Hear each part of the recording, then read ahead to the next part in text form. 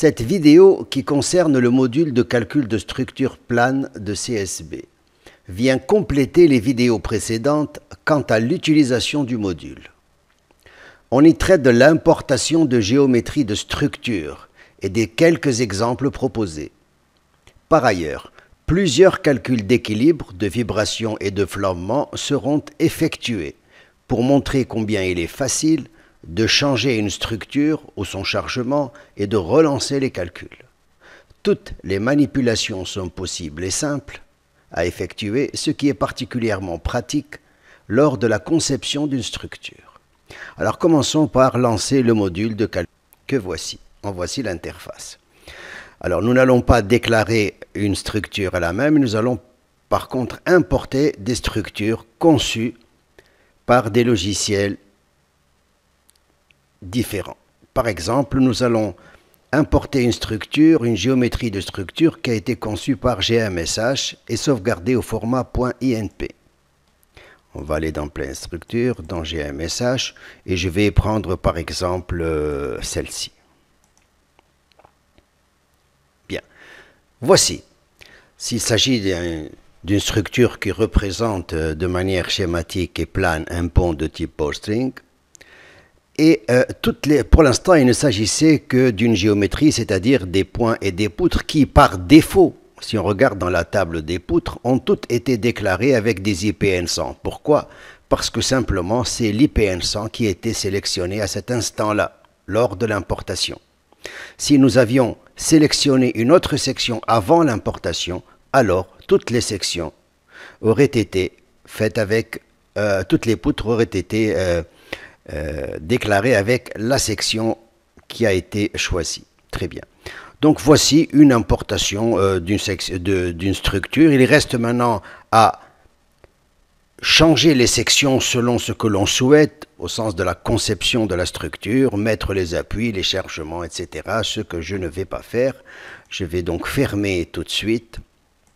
Et on va importer une structure qui, elle, a été faite au format DXF à l'aide de logiciels de type QCAD ou bien AutoCAD. Mais avant de le faire comme il s'agira d'un bâtiment, je vais choisir des sections qui, par exemple, sont des sections rectangulaires de 300 mm sur 300 mm en béton. Alors je la choisis et je fais l'importation juste derrière. Alors j'importe DXF, donc Plane Structure, DXF, et j'ai ici un bâtiment. Voilà. Voici un bâtiment simple. Alors on se rend compte que toutes les sections sont en fait de la même section rectangulaire en béton simple. Voilà. Maintenant, ça ne suffit évidemment pas dans la conception de la structure. Il va falloir modifier les poutres une à une ou bien par groupe avec le bouton Modify qui permet, après sélection des poutres par exemple, on peut choisir que toutes les poutres qui représentent les dalles qui sont ici et celle-là aussi par exemple, on pourrait les modifier, en modifier la section, les couleurs aussi si on le souhaite, et choisir les sections parmi toutes les sections proposées, ou bien encore, avant même de prendre ces sections, si les sections qui sont ici données par défaut ne suffisent pas, il suffit d'ajouter d'autres sections, soit dans le catalogue, soit dans des sections préalablement calculées avec le module de calcul de section. Voilà. Donc, nous n'allons pas le faire non plus, c'était juste ici l'introduction d'une structure dont la géométrie a été réalisée à l'aide d'un autre logiciel. Bien.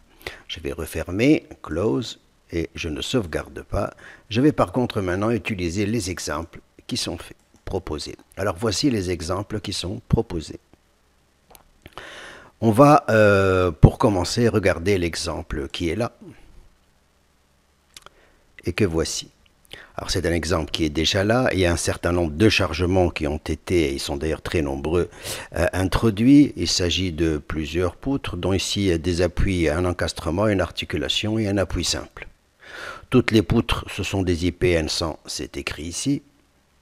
Et pour ce qui concerne les chargements, il y a le poids propre, la température, une élévation globale de 30 degrés, des gradients de température sur les deux poutres qui sont là, dont on peut afficher les numéros, qui sont les poutres 3 et 5. Et puis j'ai un certain nombre de chargements qui sont là. Regardons le premier, Show. Il s'agit d'un chargement sur les poutres 3 et 5. On va regarder le suivant juste pour voir. Bon, il s'agit de une force nodale ici et un couple concentré appliqué sur le nœud qui est là. La numérotation des nœuds, on peut la voir tout de suite, nœud 2 et nœud 3. Celui-là c'est vraiment un cas absolument bizarre et quelconque, c'était juste pour tester tous les cas de charge possibles que l'on pouvait imaginer. Donc il y a ici une densité linéaire de couple, ici une force uniforme, mais agissant selon l'axe Y local, alors qu'ici il s'agit d'une force uniforme agissant selon l'axe global. Des gradients de température là, enfin voilà, ok, on en a plusieurs choses. Ici, c'est un cas de charge qui ne concerne que ce poteau-là. Juste un effort sur ce poteau, nous en aurons besoin tout à l'heure. Et enfin, il y a encore un cas ici qui représente une sorte de vent latéral. Voilà.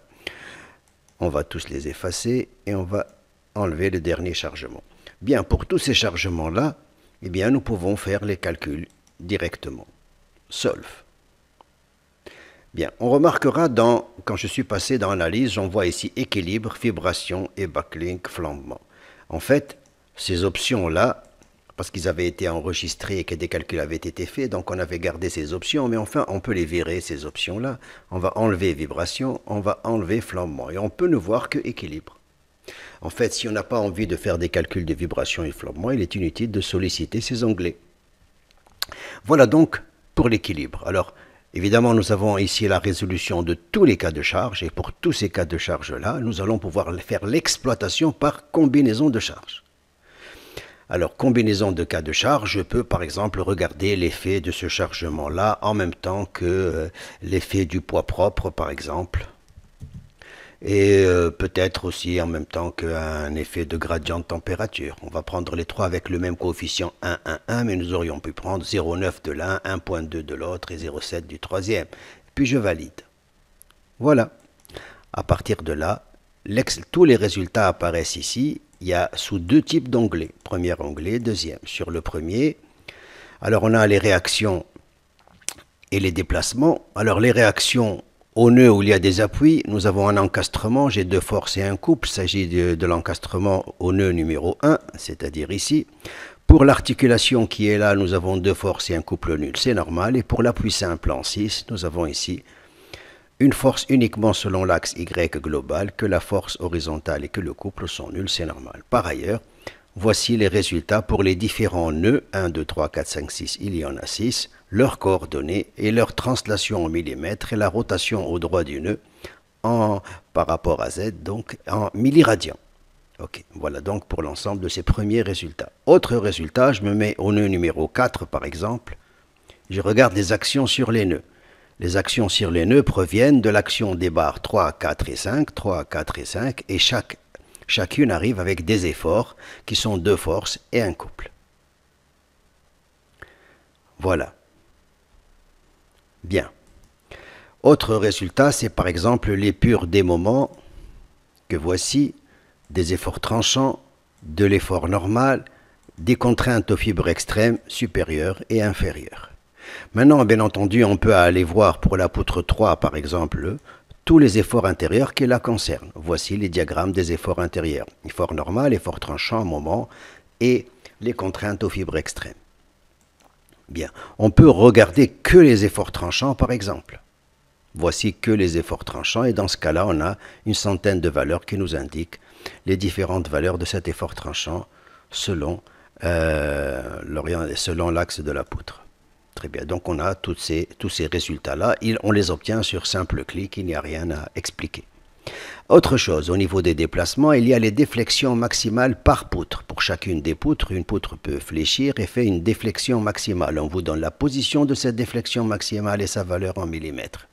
Alors on a ici des 23 mm, 76, ça peut être important, mais c'est parce que on a mis un peu n'importe quoi comme section et comme charge, hein, bien sûr. Maintenant aussi, il y a ici la déformée de l'ensemble. On peut faire ici display pour voir la déformée. Alors voici la déformée que nous pouvons animer. Alors c'est pas très joli parce qu'il n'y a plus trop d'informations sur la figure. Alors on a l'avantage ici, c'est que les diagrammes qui sont là, on va les enlever. Les numéros de poutres, on peut les enlever. Les numéros de nœuds, on peut les enlever. On y voit un petit peu plus clair.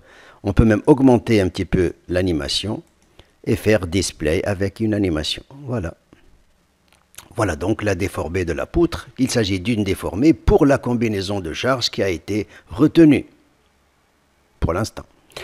Bien, voilà donc un ensemble de résultats. On pourrait maintenant regarder quelques résultats de vibration, puis après de flambement. On va donc solliciter ces deux onglets. On va partir dans vibration.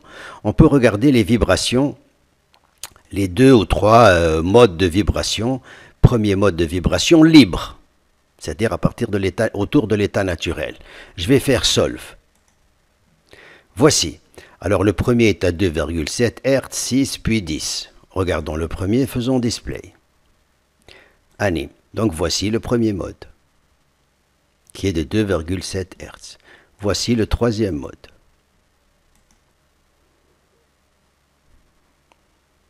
Voilà. Nous aurions pu faire des vibrations autour d'un état chargé. Alors, quel est donc cet état chargé? Nous pourrions prendre, par exemple, l'état chargé qui, par exemple, utilise le poids propre. Alors, est-ce que ça va avoir une grande influence ou pas sur le résultat? C'est peut-être vrai, peut-être faux, on verra bien. De toute façon, ça ne coûte rien, on lance les calculs. On se rappelle que le premier est 2,7, puis 6,0. Enfin, on verra bien, je fais solve.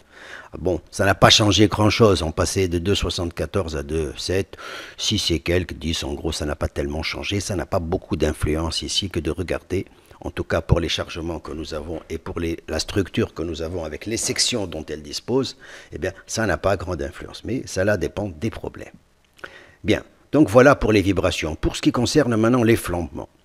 Alors on peut amplifier un chargement. Je peux par exemple choisir de n'amplifier que le chargement qui est présent, qui est celui-là. Voilà, juste celui-là que j'ai appelé dalle. Alors on va prendre dalle, on va prendre une combinaison de charges qui ne considère que ce chargement. Je vais valider cette combinaison. Et c'est cette combinaison que nous allons amplifier. Et nous cherchons la valeur critique et le mode de flambement qui va avec. Alors plutôt que de choisir une seule valeur un mode de flambement, on peut en calculer 2 ou 3 si on en a envie. Voilà, c'est parti. Alors voici pour la charge critique, pour la première charge critique. On va faire display pour voir le mode. Et voici le mode qui va avec. Il s'agit du chargement qui est actuellement présent. En tout cas, dessiné, visualisé. Puis deuxième mode, puis peut-être troisième mode. Allez, voilà. Animation. Voici le troisième mode. Nous aurions pu faire autre chose, une amplification de ce chargement, mais à partir d'un préchargement. Il suffirait de préciser le préchargement, le valider et relancer les calculs. Je ne vais pas le faire. Bien. Maintenant, on va aller voir les longueurs de flambement. Alors, je vais virer le chargement, virer la déformée, parce que tout est visualisable ou pas. Et on va s'intéresser aux longueurs de flambement. Alors, pour les longueurs de flambement, on peut les calculer. On peut calculer les longueurs de flambement qui ne prennent pas en compte la présence d'un chargement. C'est-à-dire qui ne sont dues qu'aux liaisons de la structure.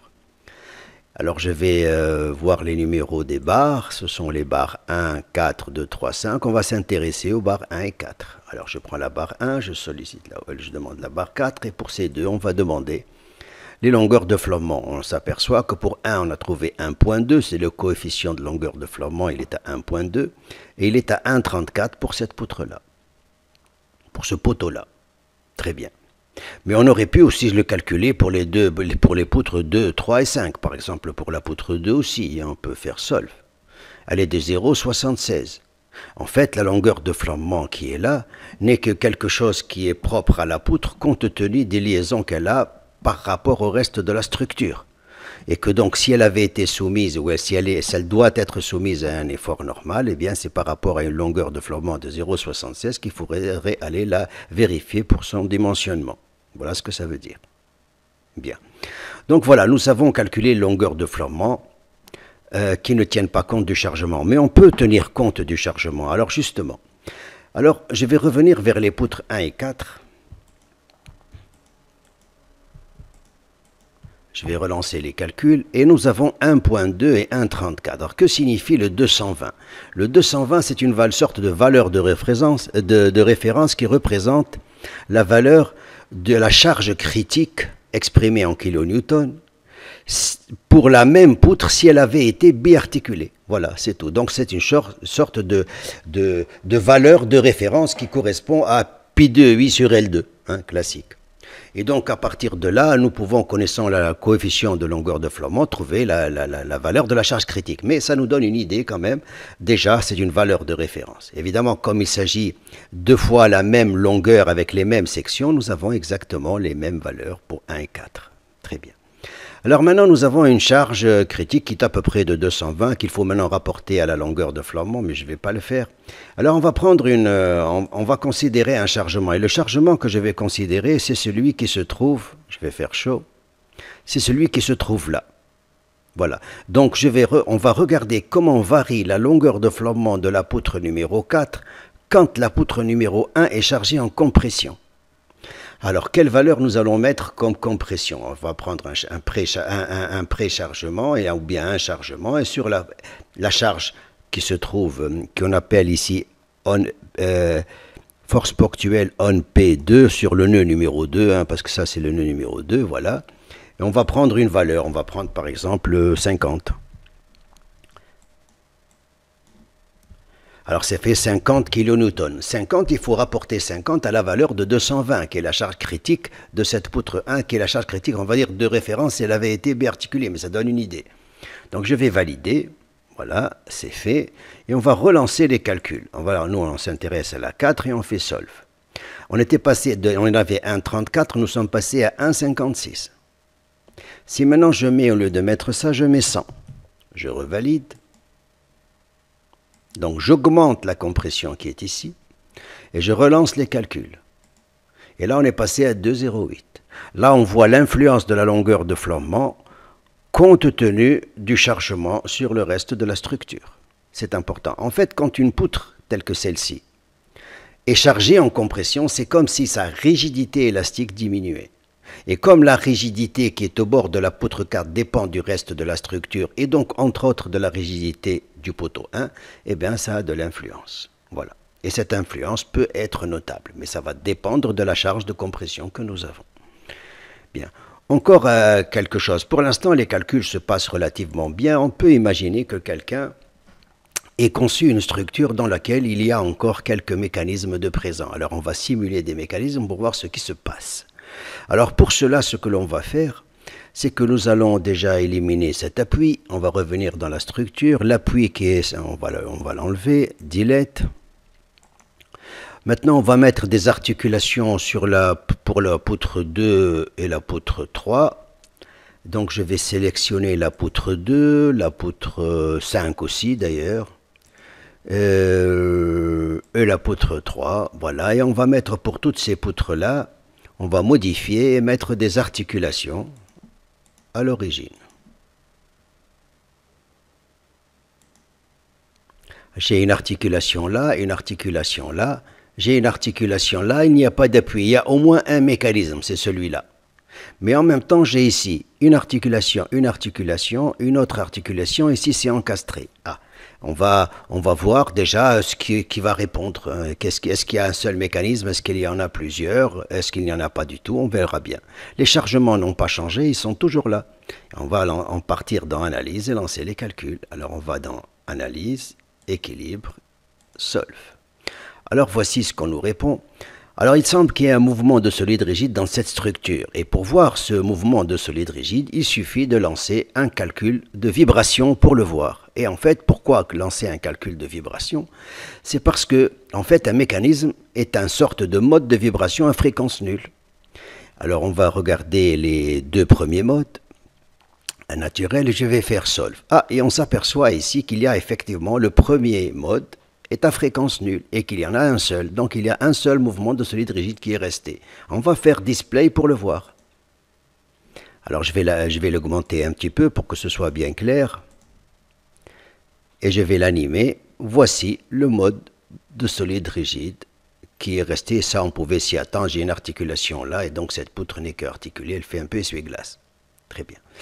Ok, mais sinon, une fois qu'on élimine ce mode-là, le reste fonctionne bien. On peut voir ici l'éventuelle déformation associée au mode. Très bien. Alors maintenant, on va faire un petit peu mieux. On va rajouter d'autres articulations. On va prendre l'encastrement qui est là et nous allons aussi l'enlever. Et on va le remplacer par une articulation. En 1, nous allons mettre aussi peanut pour une articulation. Ok, voilà. C'est fait, on va reprendre les analyses. Et dans analyse, on refait solve.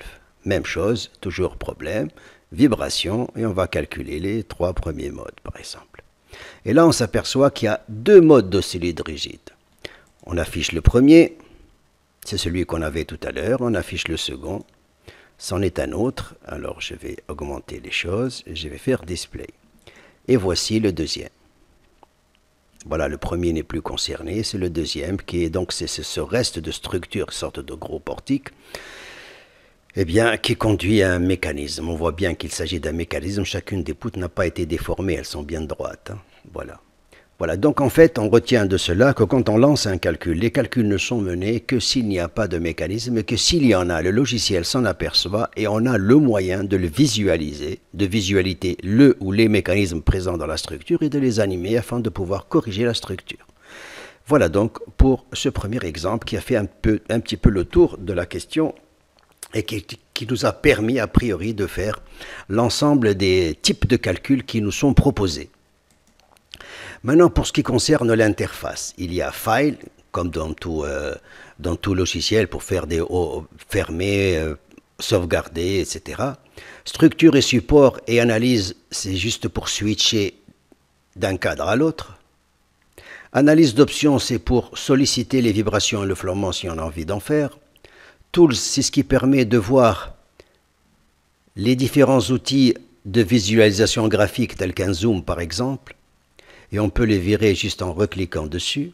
Windows, c'est toutes les fenêtres ouvertes en même temps, mais il n'y a que celle-là pour l'instant. Edit, c'est ce qui va nous permettre d'éditer dans un fichier texte tant les données que les résultats pour chacun des volets de traitement tels que équilibre, vibration, flambement et longueur de flambement.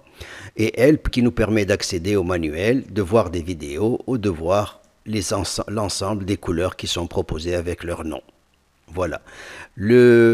Le menu qui est en haut est pratiquement le même dans tous les modules de CSB. Et en fait, ce sont des modules qui ne traitent que de généralité du logiciel. Sinon, pour ce qui concerne le module lui-même, c'est un principe dans tous les logiciels de tous les modules de CSB, c'est que tout est sur la table. Les données et les résultats sont accessibles sur simple clic, à travers des espaces qui leur sont dédiés. Alors, à droite, nous avons des graphiques avec la possibilité de visualiser ou pas chacune des informations pour ne pas avoir de graphique surchargé. Et à gauche, un espace pour introduire les données de la structure ou afficher les résultats associés aux différents traitements. Et en bas, un cadre qui est toujours là et qui contient tous les chargements.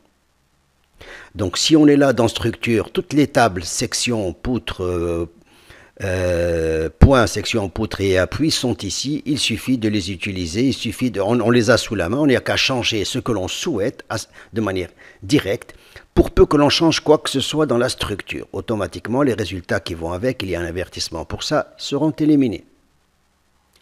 Bien, il est normal qu'à tout instant, nous veuillions que les résultats et les données soient en adéquation. Pour ce qui concerne le volet analyse, il y a 3 onglets qui sont là, qui permettent de passer aux résultats de chacun. Alors pour ce qui est l'équilibre, ce ne sera que les résultats. Pour les vibrations, il y aura les données en bas et les résultats en haut. Pour le flambement, il y aura les données ici, le résultat là pour le flambement de la structure, et les données et résultats pour les calculs de longueur de flambement. Voilà, tout est sur la table, tout est visualisable à tout instant. Les calculs sont extrêmement rapides et changer quoi que ce soit dans la structure pour relancer les calculs ne pose pas de difficulté particulière. Voilà donc pour ce premier exemple. Je vais faire Close, je ne vais pas sauvegarder et je vais ouvrir un autre. Je vais ouvrir un autre exemple, celui-là par exemple. Voilà. Alors voici un arc pour lequel il y a comme chargement show, juste une force qui est ici. Très bien. Alors je vais faire ceci. Alors pour cette force-là, est-ce que les calculs ont été faits? Ils ont été faits. J'ai aussi le poids propre, il a été calculé, très bien. Alors je vais regarder juste pour celle-là, donc c'est déjà validé. On va regarder la distribution de l'effort normal. Alors on voit ici un effort normal qui apparaît comme ça. Alors est-ce qu'il s'agit d'un effort normal de type traction ou compression? Pour le savoir, il suffit de dessiner les sections. Alors on voit que le repère local des sections est tel que les axes Y sont de ce côté-là, toujours du même côté, alors que l'effort normal apparaît de l'autre. Cela veut dire que les efforts normaux ici sont tous négatifs, parce qu'ils sont de l'autre côté de l'axe Y. Alors évidemment, si par exemple la poutre numéro 4, au lieu d'être numérotée de 4 à 5, tel que c'est le cas, je vais enlever les diagrammes. Voici, elle est numérotée de 4 à 5, ça se voit puisque l'axe va dans ce sens-là. L'axe X va dans ce sens-là. Y est dans ce sens. Bien, l'effort normal, je le reprends, je vois dans le diagramme, l'effort normal est apparu ici parce qu'il est négatif. Si elle avait été déclarée de 5 à 4, et c'est possible, cet effort normal, tout en étant négatif, aurait été dessiné de ce côté-là parce que l'axe Y eût été de l'autre. Il est plus agréable pour une poutre qui est censée être, on va dire, continue, que nous ayons les mêmes orientations. C'est tout, c'est juste pratique.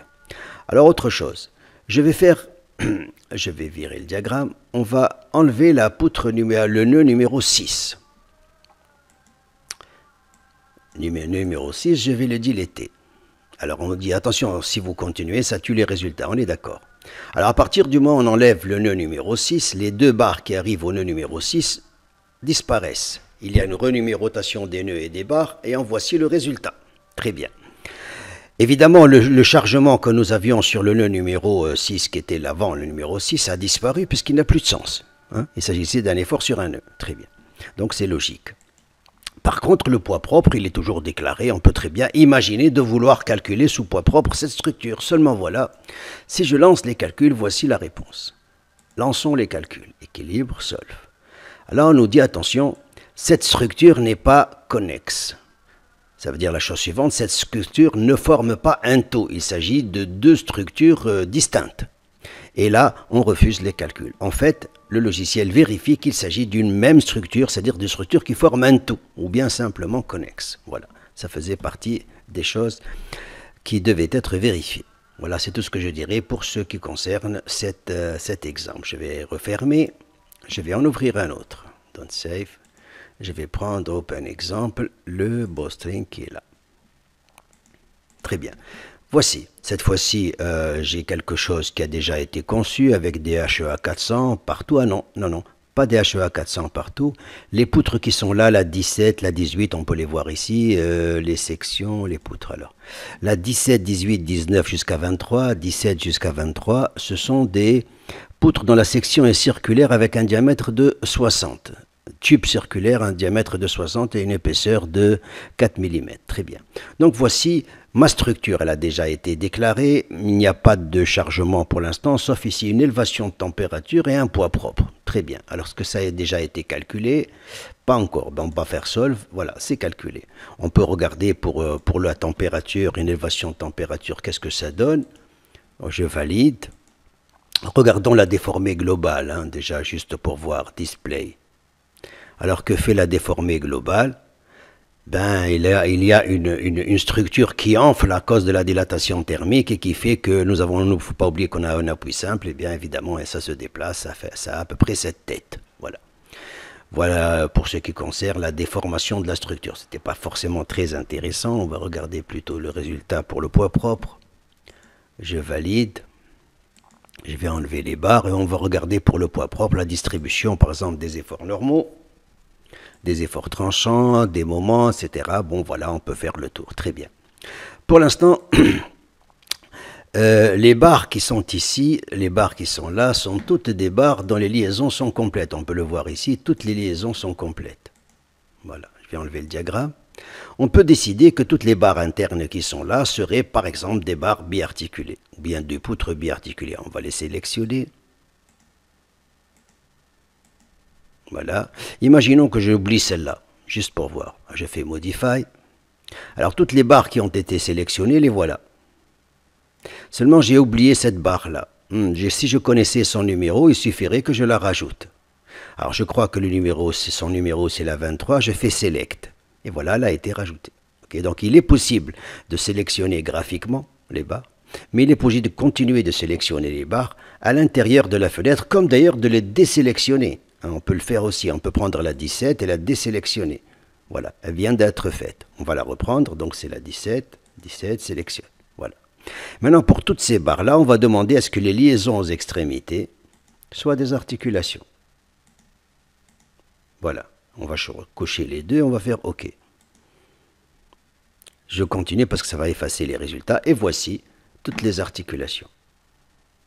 Très bien. Alors pour ces barres-là, on peut relancer, maintenant que la structure a changé, on peut relancer les calculs pour voir un petit peu ce qui change. Voilà. On va partir d'analyse, équilibre et solve. Voilà. On va reprendre le poids propre juste pour voir. Voilà, et puis on n'a qu'à regarder encore une fois les efforts, leurs tranchants, leurs mots, regarder les valeurs.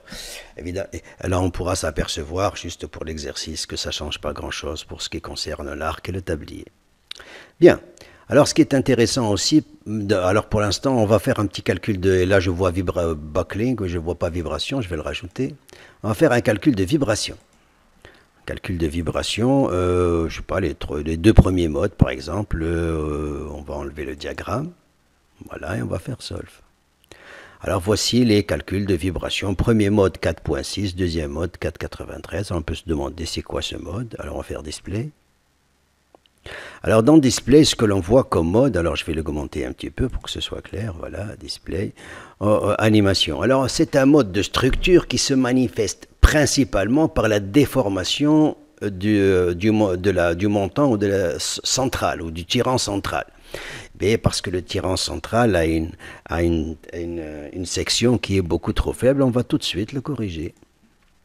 Alors on va faire ceci, il vaut mieux voir quelque chose qui ne fasse pas de déformation très localisée sur une partie de la poutre. On va rajouter, on va le prendre de la librairie, hollow circulaire, alors circulaire section, on va prendre une section un peu plus sérieuse. On va prendre par exemple 114, voilà, ok. Voilà, elle se retrouve ici, on va faire les changements pour toutes les barres qui sont là. Alors je vais enlever la déformer. Voilà, je vais resélectionner les barres. Et pour toutes ces barres-là, nous allons changer. Modify la section. Je vais changer juste la section et je vais prendre la dernière qui est là. OK, voilà, je vais faire OK. Continue. Alors on peut le voir hein, que ça a changé. Voici, ça a changé. Maintenant, on peut relancer les calculs. On va dans analyse, dans vibration. On recalcule les deux premiers modes et on fait solve. Alors nous avions 4 et quelques, et 4 et 4, je crois, 4 ou 5, c'est on passait à 8, 8 et à 9, 5. On peut regarder display. C'est un peu moins vrai.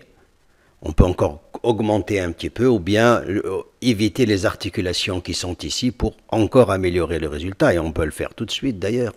On va aller repartir dans structure, resélectionner, je vais enlever la déformer, resélectionner ces barres. Changer quoi que ce soit dans la structure est très facile à faire, donc on ne va pas hésiter.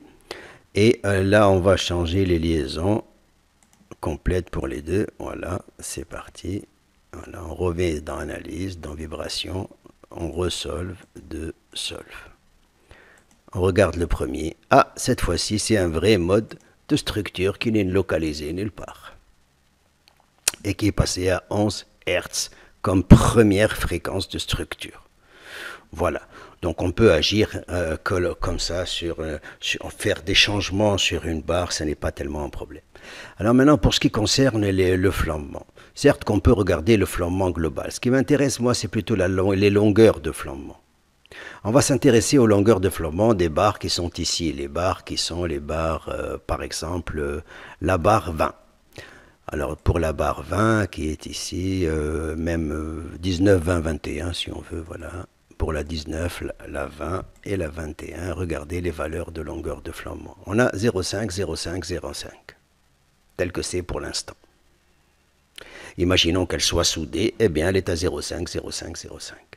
Alors si nous avions eu des articulations de part et d'autre, quelle valeur aurait-il fallu prendre? Alors on va le refaire. On va on va remettre des articulations juste pour voir dans structure. Alors on va prendre pour celle-là, celle-là et celle-là, on va mettre des articulations au bord. on modifie. Alors, on va changer ça en articulation.